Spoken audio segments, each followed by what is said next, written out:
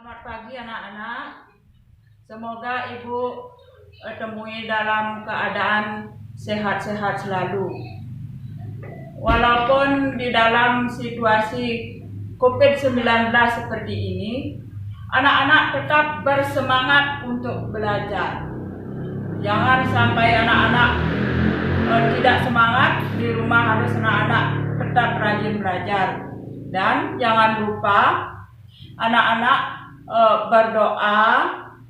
Setelah itu membiasakan anak-anak dengan cara hidup sehat seperti cuci tangan, sudah itu pakai masker bila anak-anak bepergian kemanapun.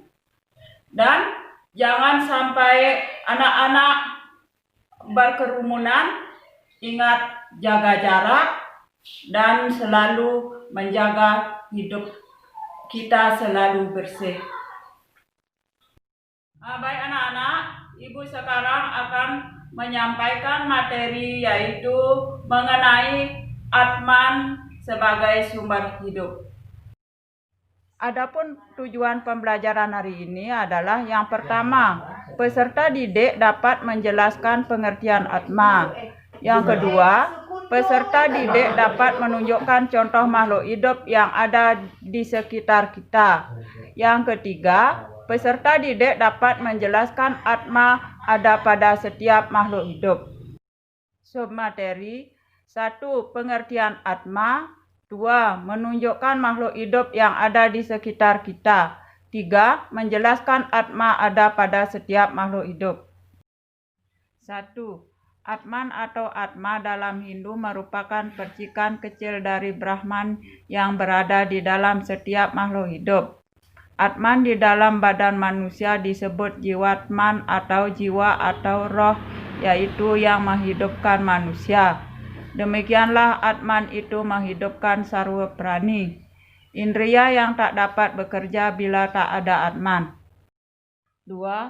Makhluk hidup yang ada di sekitar kita. 1. Binatang ada bermacam-macam, antara lain anjing, kerbau, kucing, kelinci, dan ayam. Binatang juga disebut dengan hewan. Hewan bisa bergerak, berlari, bermain, dan mencari makan. Binatang juga bisa marah seperti manusia. Hewan bisa punya anak, kucing bisa punya anak, dan anjing juga bisa punya anak.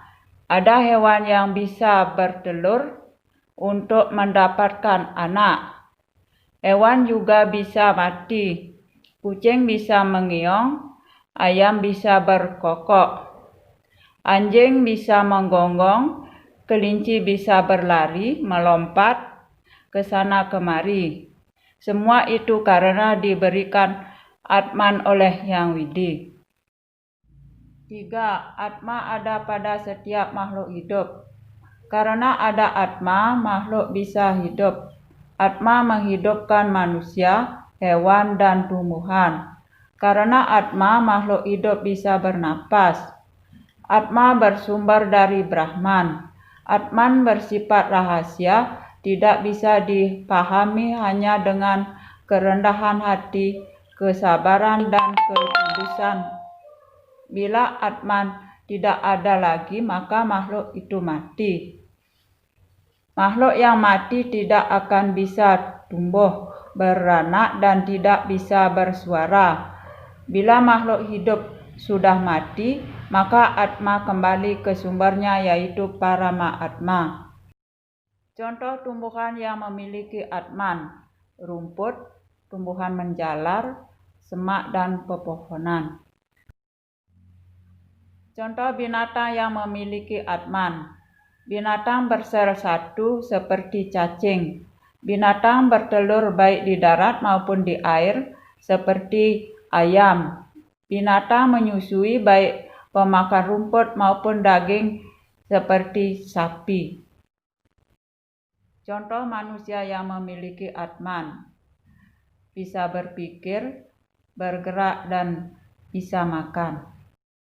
Anak-anak, silakan buat tugas yang tertera di bawah ini. 1. Apakah yang dimaksud dengan Atma? 2.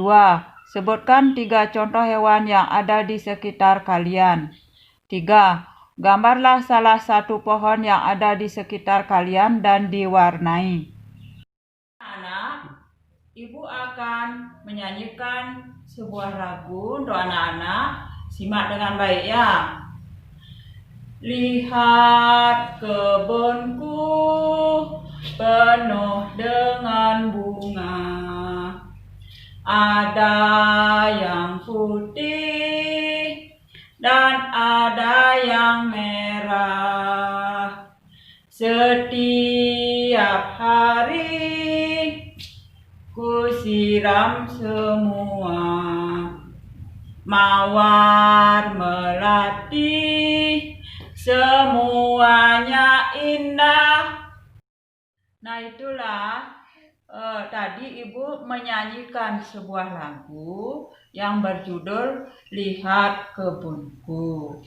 Nah di rumah anak-anak pasti punya kebun ya, dan punya tanaman-tanaman hias seperti yaitu bunga kembang sepatu, bunga mawar, dan lain-lainnya. Itu anak-anak piara dengan baik. Jangan sampai tumbuhan anak-anak itu mati. Kalau tumbuh-tumbuhan itu mati, tentu sudah dia tidak mempunyai ma. Kesimpulannya, semua makhluk hidup itu mempunyai Atman seperti manusia, hewan, dan tumbuh-tumbuhan. Bila Atman meninggalkan kita, maka kita akan mati. Sebelum Ibu akhiri materi ini, Ibu himbau lagi anak-anak supaya menjaga kebersihan, ikuti protokol kesehatan. Demikianlah materi yang Ibu paparkan, dan Ibu akhiri dengan Parama Santi. Om Santi, Santi, Santi, Om.